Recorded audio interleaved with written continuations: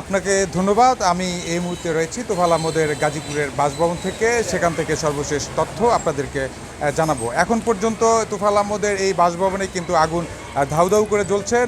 উৎসবমুখর জনতা কিন্তু বাড়িটিকে দেখার জন্য তোফাল আহমদের যেই বাসভবনটি রয়েছে সেখানে এসে তারা বাড়িটির সর্বশেষ পরিস্থিতি দেখার চেষ্টা করছেন। সকাল থেকেই কিন্তু এখানে অনেক ভিড় দেখতে পেয়েছি আমরা। মানুষ আসছেন এবং মানুষ দেখছেন, কেননা এই বাড়িটি নিয়েই কিন্তু অনেক কৌতূহল ছিল। কেননা এখান থেকে জেলার সর্বত্র রাজনীতি নিয়ন্ত্রণ করতেন তোফায়েল আহমেদ। সেই বাড়িটি গতকাল রাত্রে ক্ষুব্ধ জনতা আগুন ধরিয়ে দেন এবং এরপর থেকে কিন্তু যে ভোলার যেই সাধারণ মানুষরা রয়েছেন সেই সাধারণ মানুষরা কিন্তু এই বাড়িটিকে দেখার জন্য এসেছেন। আমরা যদি আপনাদেরকে একটু বাড়িটির সর্বশেষ একটু ঘুরিয়ে দেখাবো।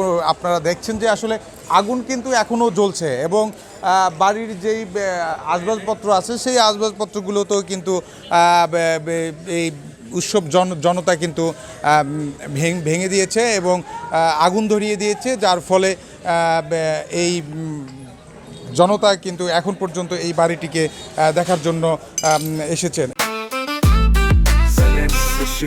জেনেক্সে শিফট করো, লাইফকে লিফট করো। আমরা প্রচুর কাজ ভাঙা রয়েছে বাড়িটিতে।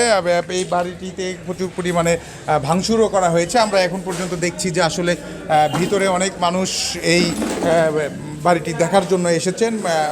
অনেক গণমাধ্যম কর্মীরাও কিন্তু আজকে এই বাড়িটিকে ঘিরে তাদের যে প্রচারণা সেটির জন্য তারা এই বাড়িটিতে এসেছেন। তো এখন পর্যন্ত আগুন নিয়ন্ত্রণে না থাকার কারণে এখন পর্যন্ত আগুন জ্বলছে এবং এই আগুন জ্বলছে এবং আমরা একটু একজন জনতার সাথে কথা বলবো। আসলে আপনি কী দেখেছেন এই বাড়িতে এসে?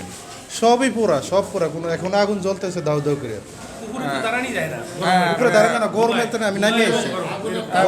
প্রচুর পরিমাণে আগুন এখন পর্যন্ত এই জ্বলছে। যদিও এই বাড়ির পাশেই কিন্তু বেশ কয়েকটি বছর বাড়ি রয়েছে। ধারণা করা হচ্ছে যদি এভাবে আগুন জ্বলতে থাকে তাহলে এই আশেপাশের যে বাড়িগুলি রয়েছে সেগুলো তো ছড়িয়ে যাওয়ার সম্ভাবনা রয়েছে। এই বাসা ভাঙতে আজকে অনেক কাহিনী আছে।